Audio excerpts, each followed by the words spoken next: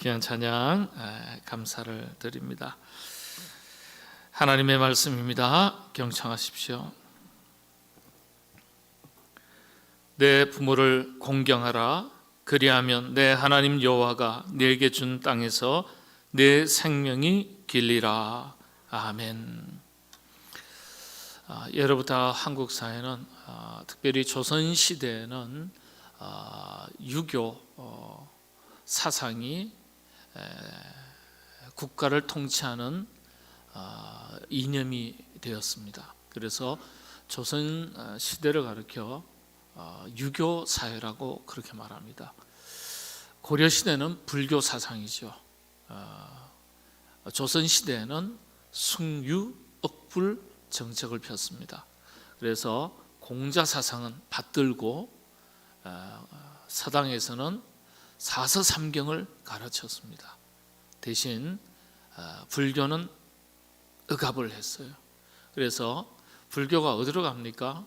산속으로 찾아 살아야 되니까, 생존해야 되니까 산속으로 찾아갑니다. 그러다 보니까 조선시대 500년 산속에서 자리 잡았던 사찰들 때문에 근세 시대를 맞이했음에도 불구하고 대부분의 사찰들은 이 산속에 있습니다.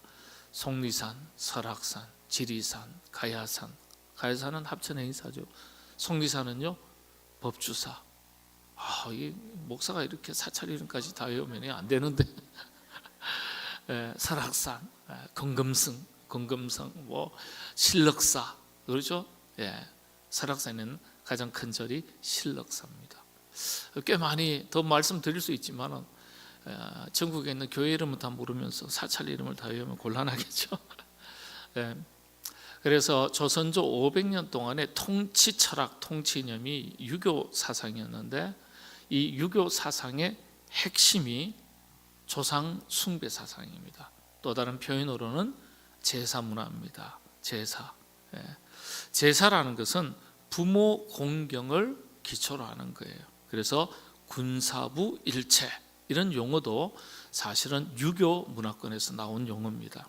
근데 그 제사 문화를 보면요, 홍동백서 이런 그런 이야기가 있습니다. 원래는 유교 사상에서는 홍동백서라는 용어가 없고 가르치지도 않았습니다.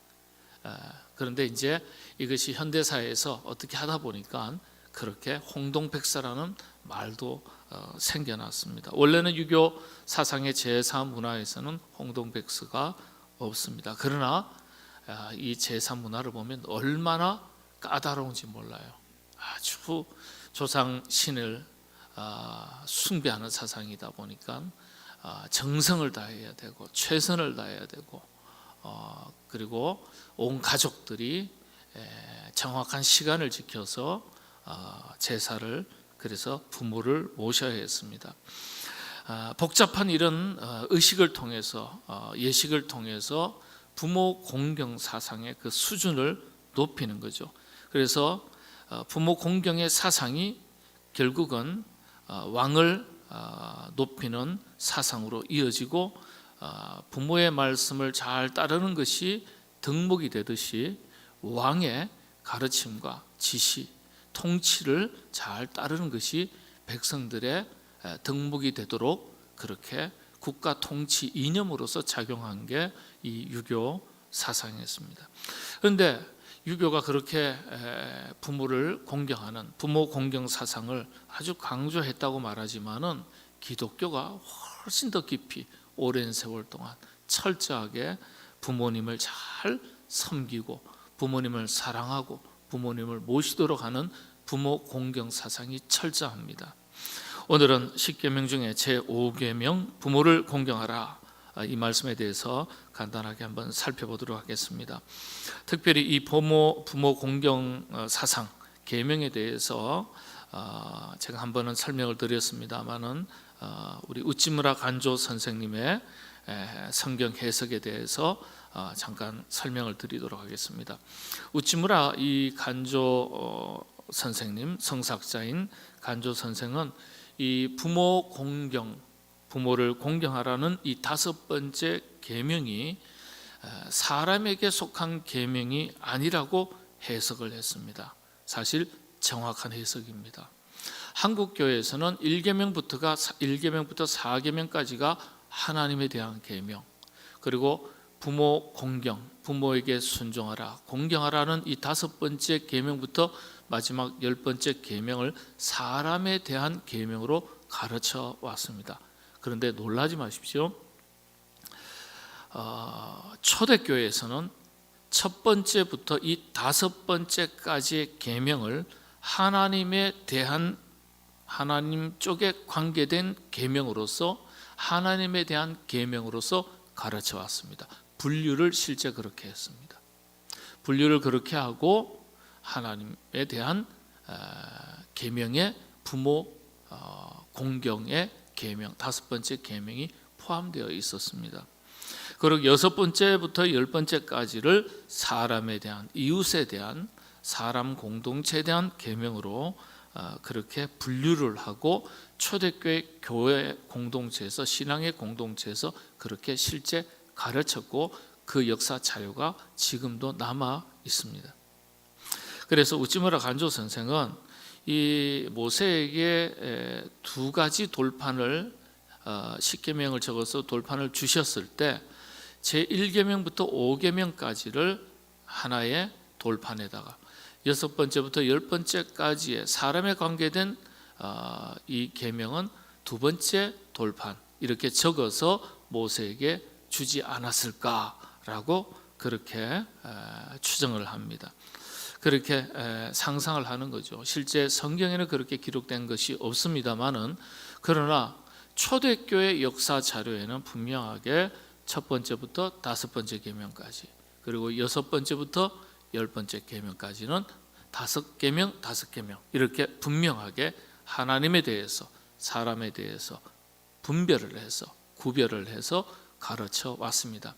그러다가 이게 400년, 500년 흘러가면서 조금 뒤섞이기 시작하다가 분류를 하지 않았습니다. 한 1000년 세월에.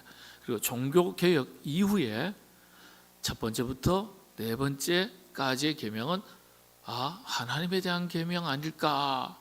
그리고 인간 역시, 부모님도 인간이니까 이거는 사람의 계명을, 사람에 대한 계명으로 분류를 하는 것이 좋지 않을까. 그렇게 분류를 하기 시작을 했습니다. 엄격하게는 그렇게 기독교 교회에서 오랫동안 가르치지를 않았습니다. 부모 공경은 하나님에 대한 계명으로 가르쳐 왔습니다.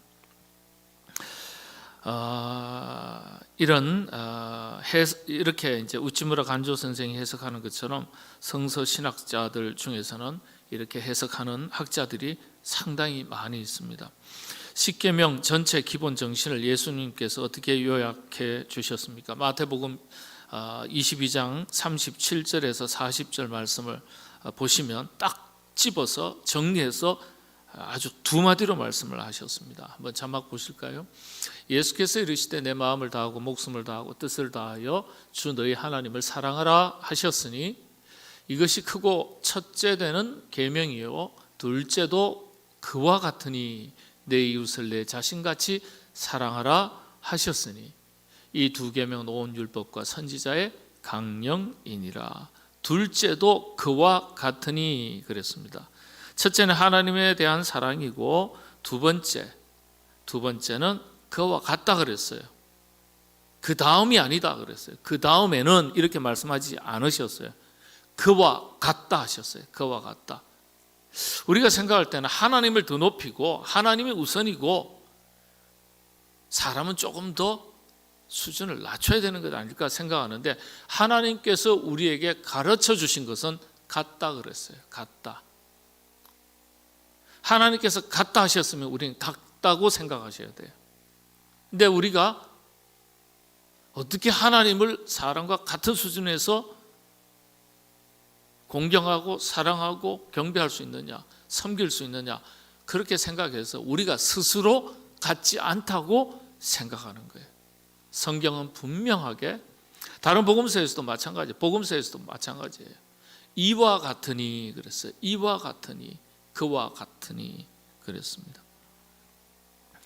그래서 이 제5계명을 하나님에 대한 계명으로 포함시켜야 된다고 주장했던 성경적 근거가 바로 이런 본문 말씀이에요. 이와 같다 그랬어요. 이와 같다. 이와 같은데 첫 번째가 부모 공경이에요. 그러니까 부모 공경은 어디와 같다는 거예요? 하나님에 대한 계명과 동일하게 다뤄야 된다. 5계명은 사람에 대한 계명이 아니다. 이렇게 해석하고 주장을 했습니다. 하나님 사랑과 부모 사랑을 같은 수준으로 설명했습니다. 이웃에 대해서도 이야기할 때 하나님을 사랑하고 내 이웃을 내 몸과 같이 사랑하라 했을 때 그 첫 번째 하나님 사랑과 동일한 수준으로 사랑해야 될 첫 번째 대상이 말씀드린 대로 부모입니다. 그리고 내 몸과 같이 자기를 사랑하듯이 이웃을 사랑해라. 사실은 내 몸과 같이라는 말을 빼도 괜찮아요. 하나님을 사랑하라. 그리고 이웃을 사랑하라. 이렇게 말씀하셔도 되는데 이웃을 어떻게 사랑하라는 거예요? 자기를 사랑하듯이 그 수준에서 사랑하라는 거예요. 그래서 이 우찌무라 간조 선생은 하나님 사랑, 부모 사랑을 이 같은 수준으로 사랑하고 사는 그리스도인이야말로 영적 수준이 높은 그리스도인이다. 이렇게 설명을 했습니다. 하나님 사랑하고 부모 사랑하고 같이 가는 겁니다. 여러분, 부모를 미워하고 원망하면서 하나님 사랑을 같이 할 수 없는 거죠. 하나님 사랑이 같이 갈 수 없는 거예요. 부모는 미워하고 하나님은 사랑한다. 거짓말이죠. 그래서 1계명부터 4계명까지 하나님에 대한 사랑, 우리는 그렇게 알고 있습니다만은 또 6계명부터 10계명을 5계명이 아니라 6계명부터 10계명을 이웃사랑이라고 한다면 그 사이에 딱 걸쳐 있는 것이 5계명입니다. 그래서 부모 사랑이 하나님 사랑과 이웃 사랑, 사람 사랑 사이에서 다리가 되는 거예요. 다리. 그래서 아주 중요하게 그렇게 여기고 있습니다. 우찌무라 간조 선생은 여기에서 한 걸음 더 나갔는데요. 그리스도인으로서 영적 수준이 높은 사람이 있고 낮은 사람이 있지 않습니까? 그 기준을 어떤 것으로 삼냐 하면 성경 지식을 많이 알면 영적 수준이 높고 기도를 막 많이 하면 아주 영적 깊이가 있고 그런 줄 아십니까? 아니요. 그렇지 않아요. 그 기준을 무엇으로 삼느냐? 우찌무라 간조 선생은 자기 사랑이라 그랬어요. 자기 사랑. 하나님께서 우리에게 말씀하시기를 하나님을 사랑하고 그리고 내 이웃을 내 몸과 같이 사랑하라 그랬어요. 그러니까 내 몸과 같이 자기 사랑해. 자기 사랑. 그래서 자기를 진정으로 사랑하는 사람이 영적 수준이 높은 사람이다 그랬어요.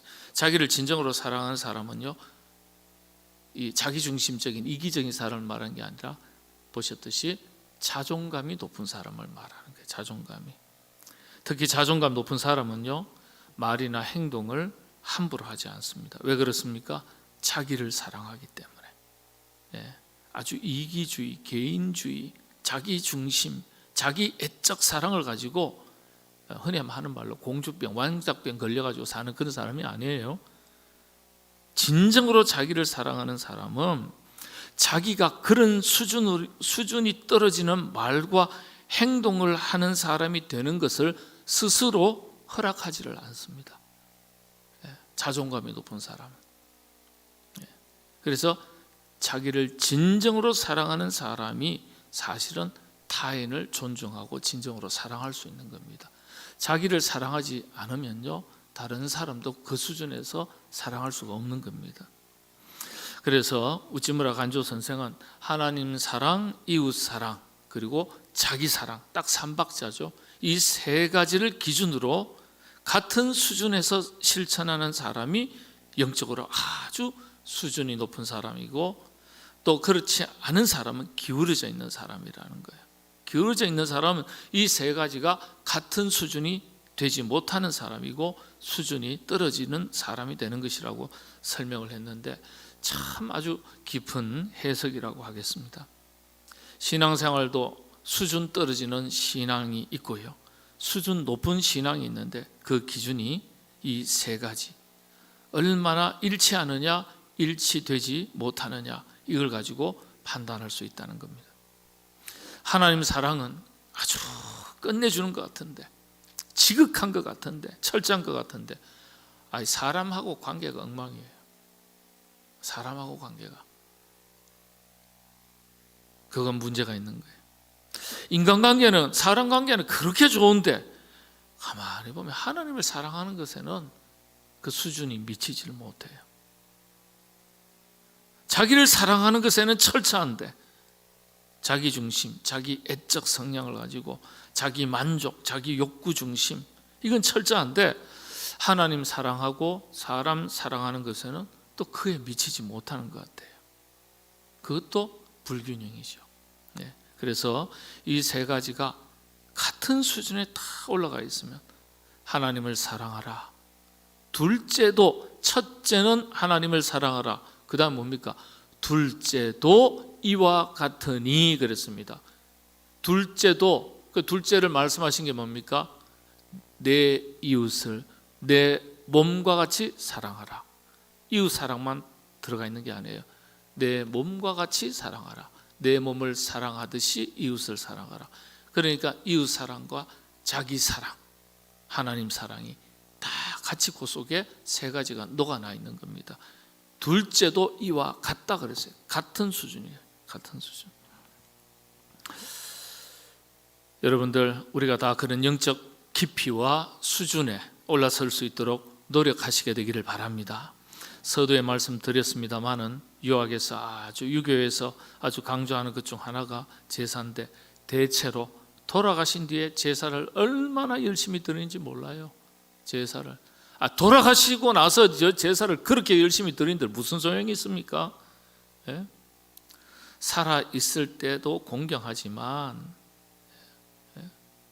또 이 돌아가셔서 더 공경하는 것보다는 살아 계셨을 때 열심히 공경하는 게 좋죠. 네. 그래서 유교에서는요, 제사 잘 드리는 것을 부모 공경의 으뜸으로 여깁니다. 그건 좀 문제가 좀 있죠. 돌아가신 뒤 드리는 제사 잘 드리는 걸 부모 공경의 으뜸으로 여긴다. 참, 그건 좀 생각해 볼 문제입니다. 기독교 사랑은 성경이 가르치는 사랑은 살았을 때, 살아 계실 때 하나님을 모시는 공경하는 마음으로 부모를 공경하는 거예요. 그래서 부모를 공경하는 책임과 의무를 통해서 하나님 공경으로 나아가는 겁니다. 십계명은 명령인데요, 이 10가지 명령 중에서 이 5번째 이 계명에 대해서만 축복을 약속하셨어요. 10계명 중에서요, 이 5번째 계명에 대해서 하나님께서 축복의 약속을 해주셨어요. 그게 어떤 겁니까? 어떤 저 복이죠? 그렇죠. 땅에서 생명이 길리라. 장수의 복입니다. 장수의 복. 그런데 잘 생각해 보십시오. 생명의 장수가 아니라 복 있는 장수를 말하는 겁니다. 단순한 생명의 장수가 아니에요. 그건 단순히 오래 사는 것이지, 오래 사는 것을 가지고 복이 있다라고 말할 수는 없는 거예요. 병들어서 10년, 20년 병상생활하고 투병생활하고 그렇게 사는 것을 복이 있다고 이야기할 수 있겠습니까? 단순하게 생명이 긴 것 가지고 복이 있다고 말할 수 있겠어요? 아니요.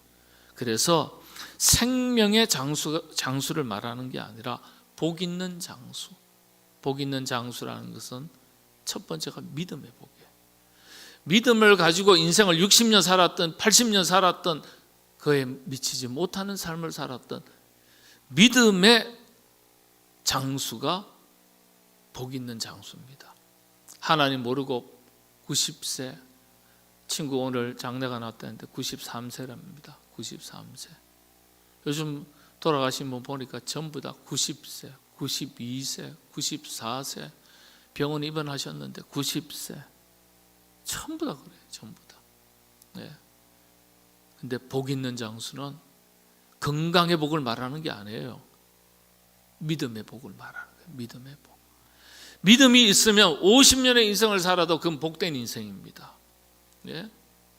인간의 기준에서 복의 기준을 설명하면 안 돼요. 하나님 없이 100년을 살았다 하더라도 비극의 인생인 거예요. 그렇지 않습니까? 심판으로 가는데.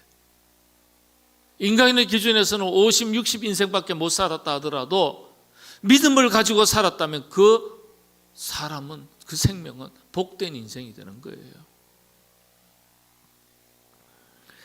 여러분, 장수하는 거 싫은 분 계십니까? 아유, 빨리 죽어야죠. 그냥 자다가 눈 떴으면 천국이네. 이게 좋은 것 같습니다. 그런데 그런 분한테도 가서 물어보십시오. 3대 거짓말이 있잖아요. 3대 거짓말. 믿지고 팔아요. 믿지면 안 팔면 되는 거예요. 믿지고도 판다는 건 뭐예요? 그래도 남는 게 있다는 뜻이에요. 시집 안 간다고 노처녀가. 그것도 새빨간 거짓말이에요. 예. 그 다음에요, 어르신들 빨리 죽어야죠. 천만에 할 수. 그러면서도 비타민을 다 드시고 계세요. 예. 인삼 액기스 뭐 그냥 잘만 드시고 계시고. 그렇잖아요. 빨리 가실 분이 뭘 그렇게 챙겨 드세요? 구약 신약만 드시면 되지. 그 왜 그래요? 건강하게 좀 더 살고 싶은 거예요. 숨길 수가 없어요. 그건 숨길 수가 없는 거예요. 그래서 우리가 복 있게 장수하는 것이 축복 중에 축복이에요. 여러분은 기본적으로 믿음의 복을 받으신 분들이에요. 두 번째가 생명의 장수를 하시면 되는 거예요. 예. 부모 공경을 통해서 하나님께서 왜냐? 이와 같은 복을 약속하셨으니까. 여러분들 이와 같은 복을 여러분들이, 여러분의 자녀손들이 누리시게 되기를 바랍니다. 자, 그런 다음에 우리 자신이 부모로서 어떤 부모가 되고 부모 역할을 어떻게 해야 되느냐 아주 중요하죠. 자녀 입장에서는 부모를 잘 공경하는 게 필요한데, 제임스 파울러 기독교 심리학자인데요, 신앙 발달 4단계 이론을 정립한 아주 대단한 분입니다. 자신의 육신의, 이분이 이야기하기를 자신의 육신의 아버지를 통해서 하나님 아버지 상이 결정된다고 주장했는데 정설로 받아들여지고 있습니다. 이 이론이 기독교 교육에 그리고 기독교 심리학에 정설로 받아들여지고 있습니다. 자신이 태어나면서 자라오면서 경험했던 아버지의 상이 자녀들이 하나님의 아버지 상을 결정짓는데 결정적인 요인으로 작용한다는 것이 이게 통계적으로 밝혀졌습니다. 예를 들어서 자신을 낳아준 아버지가 아주 다정다감하고 친구같이 자상한 아버지여서 그런 아버지 밑에서 아버지와 관계를 맺어오면서 자라가면 이 자녀가요, 신앙생활을 하면서 하나님 아버지에 대해서 이미지를 형성하게 되는데 자신의 아버지의 경험을 토대로 하나님 아버지의 모습도 형성하게 된다는 거예요. 그래서 그런 자녀는요, 하나님을 어떤 하나님으로 받아들이느냐 하면은 언제라도 친구 같은 아버지니까 언제라도 찾아가면 다정하게 놀아주시고 맞아주시고 소곤소곤 이야기해도 친절하게 이야기해 주시고 뭐 떼쓰지 않아도 다정하게 알아서 다 챙겨주시고 돌봐주시는 그런 하나님 아버지의 상을 자신의 신앙세계, 내면 세계에 형성하게 된다는 거예요. 또 반면에 아버지가 상당히 권위주의적이고 가부장적이고, 이게 유교 사상이에요. 유교 문화권에서 이런 게 많죠. 남존여비, 장유유서, 아주 말씀이 없으시고 지시적인 그런 아버지인 경우에는요, 하나님에 대한 이미지를 자기 안에 형성할 때 자기가 아버지를 경험한 것을 가지고 하나님의 이미지를 형성하는데, 자기가 경험한 것을 바탕으로 하나님의 이미지가 어떤 이미지가 형성이 됩니까?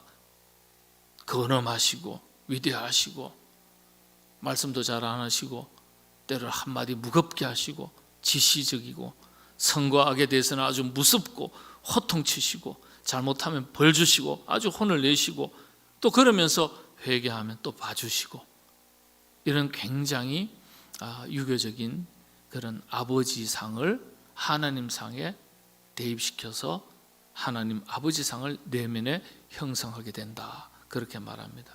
이게 학문이니까요, 정확하게 이론으로 밝혀진 겁니다.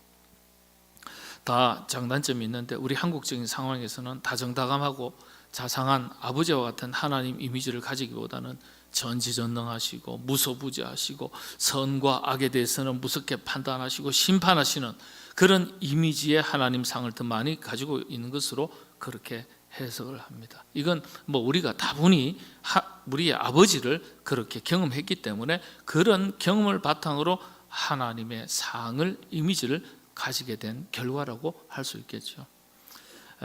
참 이게 그렇습니다. 그래서 이번에 무슨 올해도 이 장신대 이 동문 선교 대회를 준비하고 있는데요. 뭐 여러 가지 이야기를 하다가 심령 대부흥에 하자 그랬더니 그런 안을 누가 제안을 하니까요. 아니 맨날 교회에서 하는 게 심령 대부흥인데 목사들끼리 또 심령 대부흥해? 그리고 그런 이야기하고 아니 기도하자는 거지 그랬더니요. 누가 그래요? 아버지하고 관계가 안 좋구나. 아버지하고 관계가 안 좋아. 교회에서 기도했는데 거기 와 여기 산에 가서 또 부르짖어야 돼? 아버지하고 관계가 되게 안 좋네. 그런 얘기를 해요. 우스갯소리입니다만은. 그래서 우리가 하나님과의 좋은 관계를 맺어가는 것도 육신의 아버지와 좋은 관계를 맺어가는 것하고 무관하지 않은 거예요. 그래서 가정이 참 중요한 거예요. 가정이 자녀가 부모님을 잘 공경하는 것은 물론이고 부모로서는 우리가 좋은 부모가 되어서 자녀들에게 건강하고 참 좋은 하나님 아버지 상을 만들어 가는데 부모로서 자녀들에게 큰 힘이 도움이 될 수 있어야 되겠습니다. 여러분들 보니까 뭐 자녀는 다 지나가신 것 같고요. 여러분들 그런 부모의 역할을 잘 감당하시게 되기를 바랍니다. 기도하겠습니다. 하나님 10계명 일러주셨는데 특별히 내 부모를 공경하라. 그리하면 내 하나님 여호와가 내게 준 땅에서 내 생명이 길리라.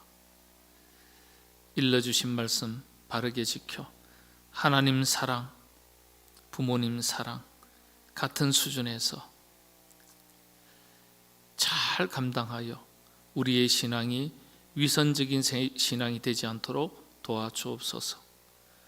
사랑하는 모든 주의 권속들의 가정이 이와 같이 참 행복한 믿음의 가정으로 든든하게 설 수 있도록 인도하여 주시고 부모의 아름다운 신앙의 유산이 자녀들에게 잘 물려질 수 있도록 주님 도와주시옵소서.